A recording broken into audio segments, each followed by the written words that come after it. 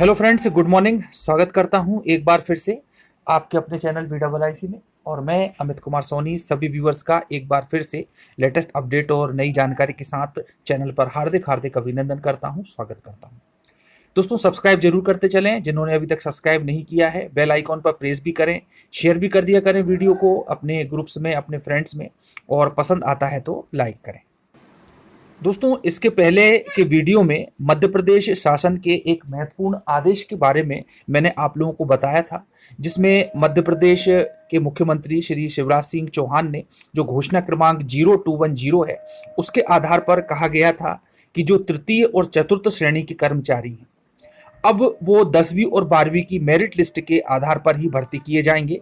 जैसा कि आप ये पत्र देख भी पा रहे हैं। अब इसमें मैं डिटेल में नहीं जा रहा, केवल आप इसको देख लें, क्योंकि मैं इसके बारे में पूरा बता चुका हूं पहले के वीडियो में। जिसने भी वो वीडियो नहीं देखा है तो वो देख सकता है।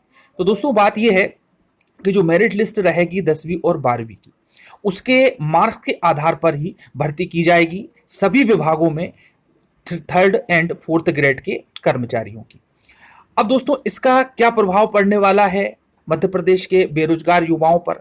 आगे आने वाले समय में एजुकेशन सिस्टम कहां पर जाएगा? पद कौन कौन से होंगे?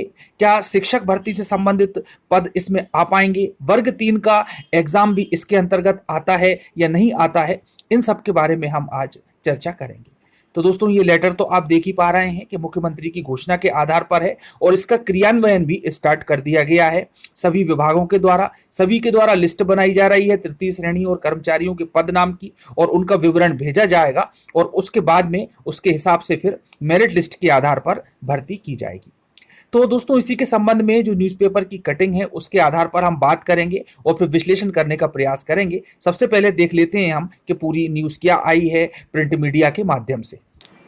देखिए दोस्तों, इसमें हेडिंग है कि क्लास 3 और 4 के पदों पर 10वीं और 12वीं की मेरिट के आधार पर होगी भर्ती।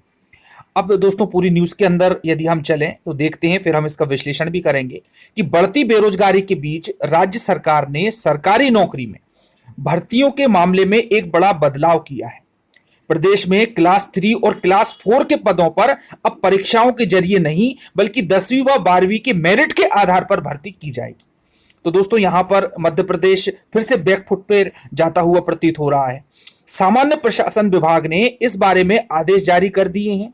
आदेश के साथ ही विभिन्न विभागों और कलेक्टरों से खाली पदों की जानकारी 11 अगस्त तक भेजने को कहा है, जैसा कि लेटर में भी मेंशन है।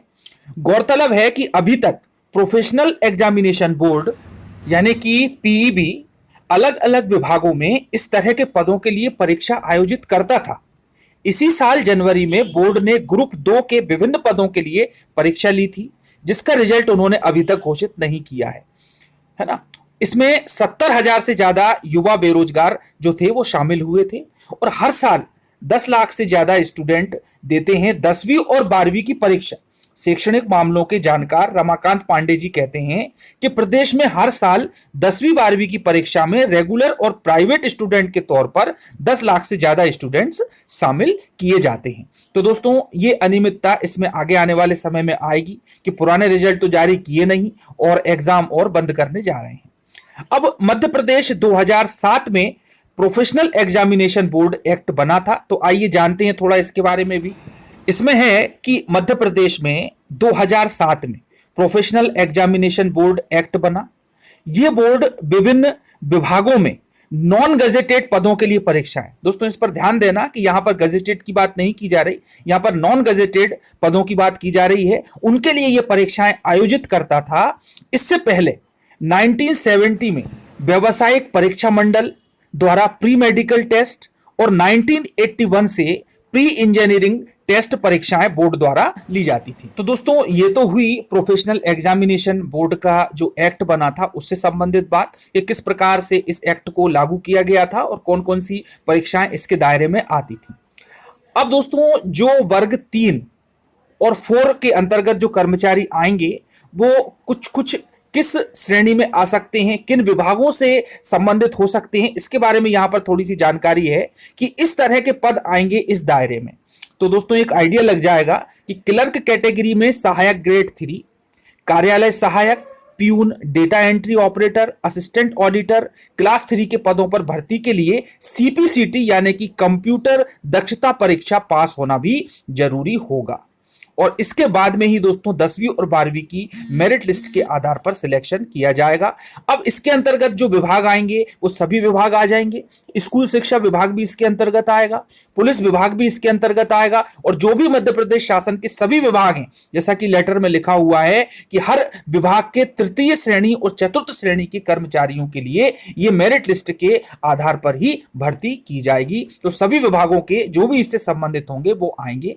चलिए अब हम आ जाते हैं तो वर्ग 3 के एग्जाम पर। तो दोस्तों यहां पर इसके संबंध में कोई बात नहीं है। वर्ग 3 का एग्जाम, पुलिस भर्ती का एग्जाम बाकायदा जो है मेरिट लिस्ट के आधार पर नहीं होगा, बल्कि वह केवल कंपटीशन एग्जाम के आधार पर ही लिया जाएगा। तो बिल्कुल दोस्तों इससे बेफिक्र रहें कि वर्ग 3 का एग्जाम मुख्यमंत्री की इस घोषणा के अंतर्गत आने वाला है, तो वह इसके अंतर्गत नहीं आएगा, बिल्कुल स्पष्ट है।